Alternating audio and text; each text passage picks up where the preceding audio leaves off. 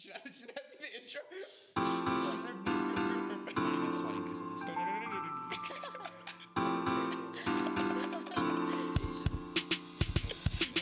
Good afternoon, Arche family.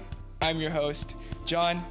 Today, I am with a couple of our Houston Inner City Mission Team members. Over spring break, we had 15 of our very own youth students, Houston college students, go on a mission trip to our very own inner city, serving alongside CSM for the entirety of that week. And today's the day where we get to share a little bit about what we experienced there. And so to my left, I have Andrew Choi, Jr. from Taylor High School, and in front of me, the girl of many names, Insu, sophomore from Seven Lakes High School. So yeah, let's get right into it. First question for you guys, and I'd love to hear your thoughts. How would you define missions? And anybody can take it. Missions. Yeah. How would you define it? Well, for me, okay, first of all, before I did all those mission trainings, like that was started in like December, I thought missions was more of like evangelizing, like making disciples of Jesus, which is true in some sense, but I thought it was more like, oh, you should believe in God because of yada yada yada, and you should do this, and there's also all these like good stuff about Jesus, that's why you should believe in him and stuff. But now, like, I kind of changed my thoughts about missions. I think it's more of, since we're going on a short-term like missions, we can't really evangelize them like right away. Maybe God can, but like, you know, it's hard.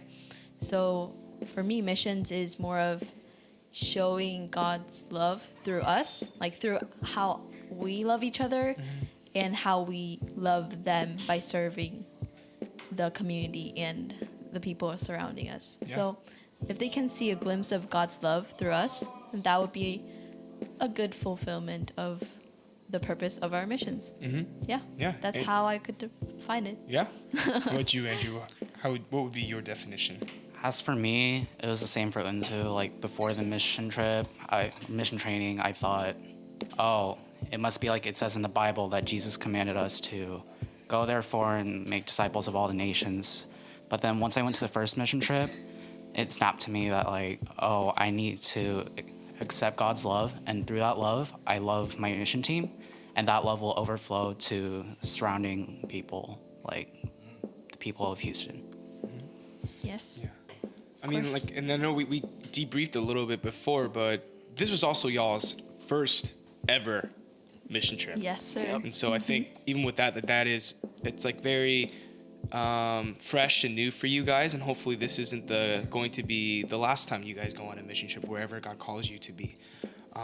So yeah, like for our team over spring break, why did y'all want to go on this mission trip, the one that we get to go stay in the city? Why did y'all want to go on this one? Like why especially Houston? Yeah. Or why just mission trip in general? Houston in general. Oh, why Houston? Specifically, yeah. Okay. Well, at first I wanted to go to this mission trip because, like Houston specifically, because my friend John, he's a junior at Taylor High School as well. When he went to one of those mission trips 2 summers ago, and when he came back as a totally new person. Like beforehand, he was like extreme introvert. Now he's more open to other people. I just wanted to experience that as well. It's a rice cooker. We're having dinner in a little bit. Anyway, sorry, Andrew, you were saying? Oh, yeah, let's go.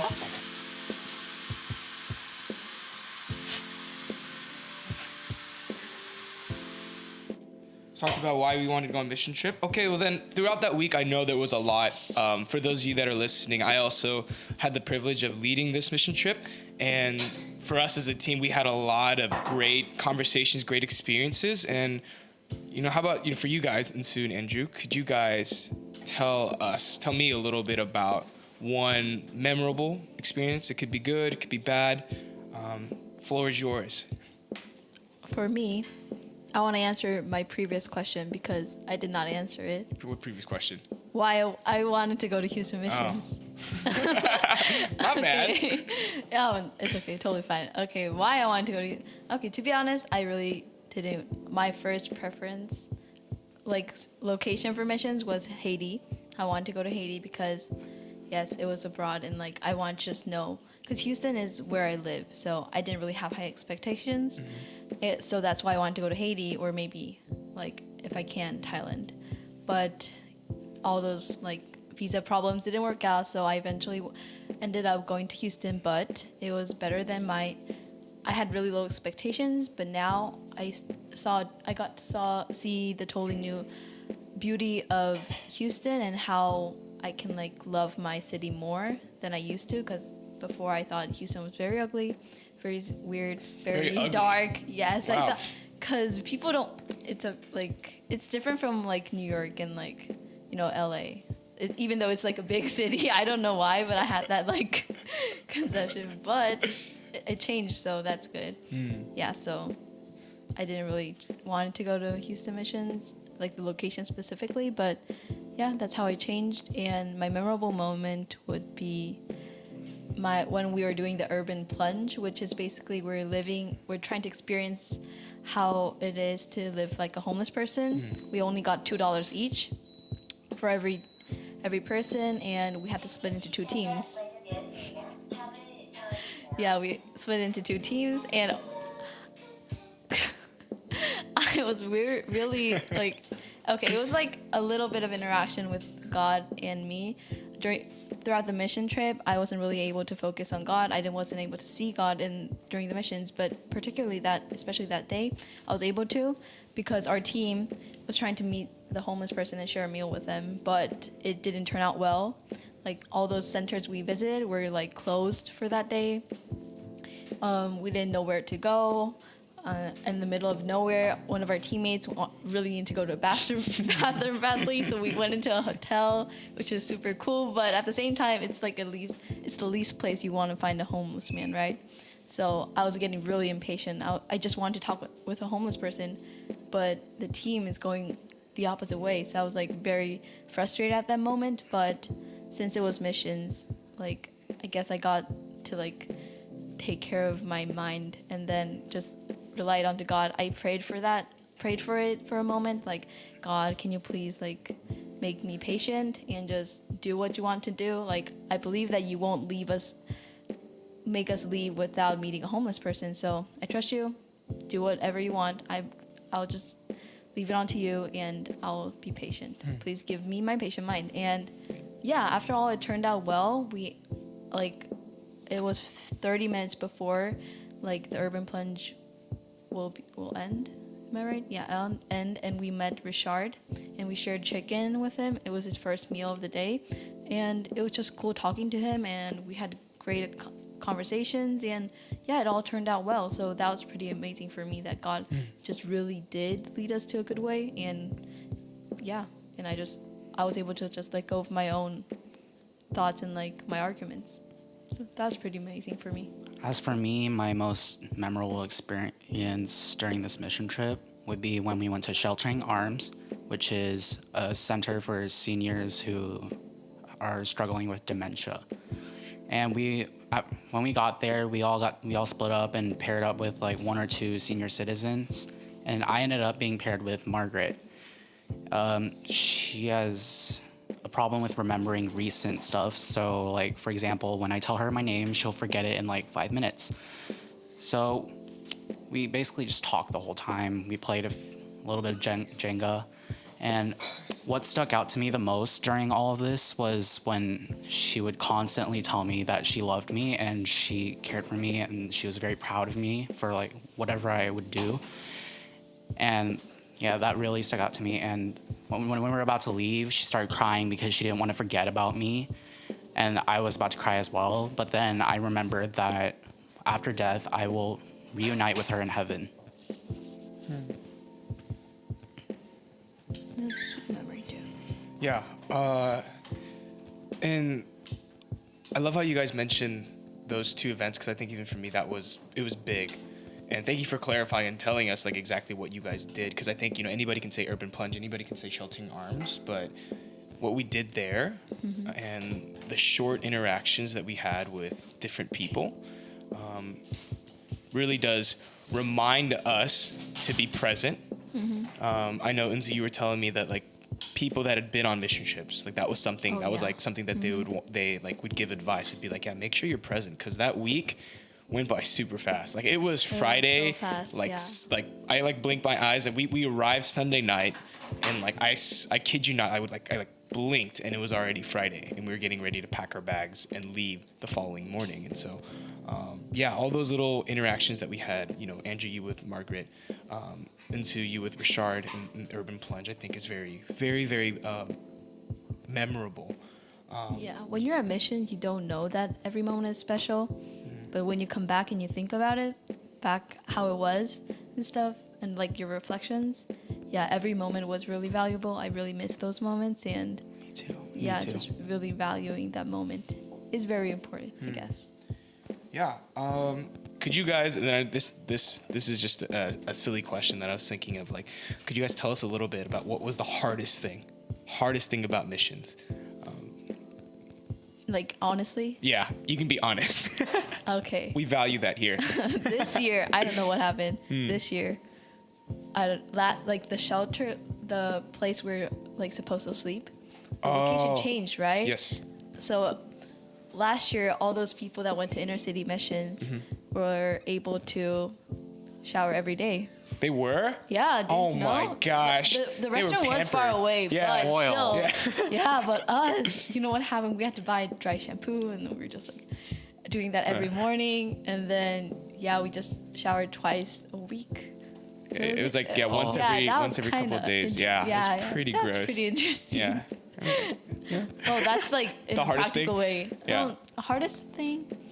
Oh, another thing hard for me was, there was this 7th grader. I won't say his name. Wow. Wow. But a first day, long story short, like conclusion first, I really love him. He's a sweet person. He's a really funny person too. I love him. I adore him. He's a cool person. But at the first, he was very annoying. Like the day I arrived, we played games with our teammates, right? And like we have the like fellowship time a lot. On the first day, like Sunday, and we're playing a lot of games.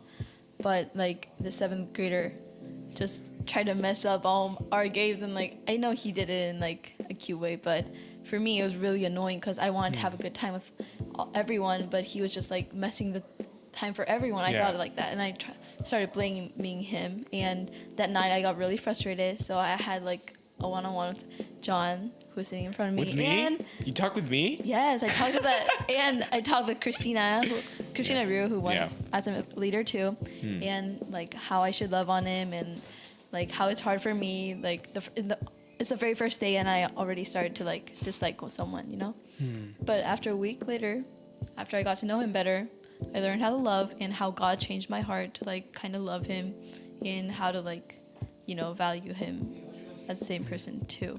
So that was an interesting thing. Yeah. It was hard for me during the half of the week, because I had to like try to love him no matter what. But after all, it turned out to be good. So no shower, and showing love to your team someone, members. that seemed like I won't be able to love. Yeah.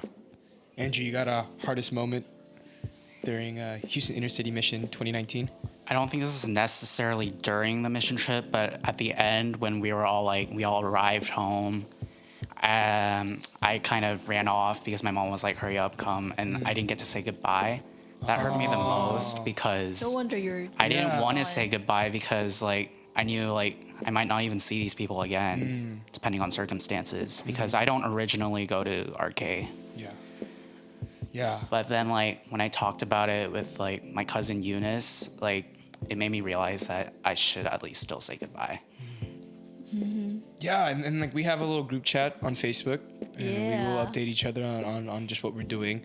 Occasionally. Yeah, occasionally. Sure. Yeah, I remember like sending a frantic message, be like, I have a quiz in like 2 minutes, and you guys are like, good luck. And I knew that you guys were sending prayers my way, and sending pictures of me and Jacob at lunch. We got our like own bonds now. Like, we're connected. I love that. That's how we've lived our lives post mission trip, because you mentioned it too, and I think Andrew, you did it as well, in terms of love and how as a team, if we aren't willing to love and care for each other, how that really affects the message that we have that Jesus Christ loved us so much that he would give up his life for us. And the same love that we've experienced, we now extend to the people that we don't know, that we meet in these very, very short time at Houston. Yes. So kind of to conclude it all, to bring it back together, since I think we talked a little bit about our own experiences. Simple question: would y'all go again? And if so, why? I would go again to inner city Houston because, like, at first, before the mission trip, I was like, oh, after this, I'm going to Haiti. But after that eye-opening experience, meeting Margaret, meeting the homeless people, I really wanted to go back. And I was born in Houston, so I kind of wanted to, like, stay in my city. And I'm also considering being, like, a leader for the junior high kids next year. Oh, cool. That would be awesome. Yeah. For me, I loved my inner city Houston mission trip in the sense that I was able to experience earned learning distance, which was our... Oh, yeah, we didn't even talk about that. Yeah, it was our theme, or like our main word. Yeah, it's like the theme for that for week. our CSM mission trip. And it's basically about like not having preconceptions about something or someone or some place before you even like get to know that person or place. And that's what we needed, because we're approaching many people, like women that have gone through a lot, or like homeless people, or like low income kids. Like we needed that to like approach open-mindedly and just accept them with our love, right? So same thing with Houston. Like I had a bad perspective against Houston, but now like I learned a learning distance, and now I can see that Houston's a beautiful place. And it was really eye-opening. So I want to like take that experience to other places as well. Like I want to visit Haiti with a learning distance in my mind and see how Haiti is and how that place is different from where I've lived in Korea and where I am living, which is Houston, and even Thailand. Yeah, I want to visit many places and see how they are different and how many hurts they would have in differently or in common as well. So, but I still want to go, like Andrew, as a leader of the junior high kids. Oh, wow. For the inner city mission trip. It would be so interesting because I can visit the same place, but this time maybe I can have more responsibility as a leader, and maybe I can help them out with my previous experiences. Yeah. We got this. Yeah, Yeah. we'll meet up next year. I'm actually really, that's actually really exciting to hear that both of you guys would be willing to take more of like a leadership role in the future. I think that's what we need. Like, you know, who knows, 5-6 years from now, you guys would be leading a mission trip. I would hope that would be the case for y'all, and there's a lot of potential for that to happen in the future. Like this is so good. I'm so happy that you guys are free on a Saturday afternoon to just hang out, you know, at Pastor's house, hammer this little podcast out of the way. For Rianne, can I say something? Yeah, sure. Like, super sure. For people who are like wanting to go to missions, but like they are unsure about whether they should go or not, I think they should go, just because if they think their relationship with God is unstable, or they don't feel like they're in the spot of like going to missions yet, I think still trying to go to missions will help like build up that relationship with God again, because like not talking to it's like a relationship. Not talking to a person will make you and that person like get remote, like distant, right? So just trying to like hit that person up and like try to like talk to that person and go approach them will help the relationship get better. So if you think you're not in this like a space or a spot to talk with, like go to missions, still you should try at least, I think. Yeah. Just my thoughts. Okay. No, I'm glad you mentioned that. That would be a great that's another good thing. Like for anybody listening that are kind of on the fence of like, like mission sounds good. Like it sounds cool. Like everybody seems like they have a good time, but they're still on the fence. Like, Andrew, do you have any words of encouragement or advice for anybody listening that are kind of like, you know, mission trip sounds good, but I don't know if I'll go. It costs too much, or it seems like a lot of work. What words of advice would you give them? I actually also had this decision to make, like, for this mission trip, like, beforehand, because I was like, oh, what if I'm not, like, good enough for, like, going on this mission trip? What if I don't make an impact on someone's life? But, like, even so, I still took that step forward, and I think it is best to take that step forward because you never know what could happen. It could help you in the future. It could be life changing for some people.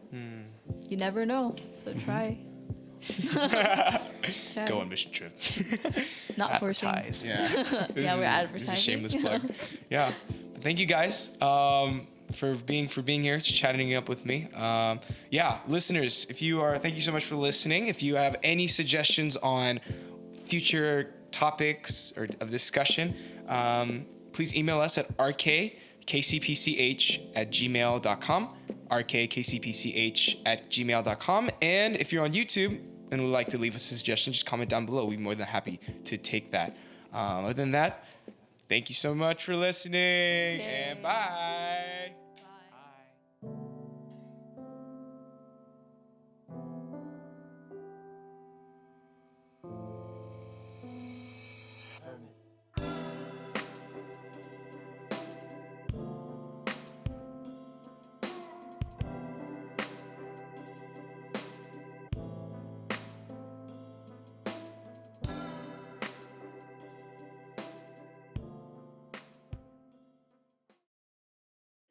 Should that be the intro?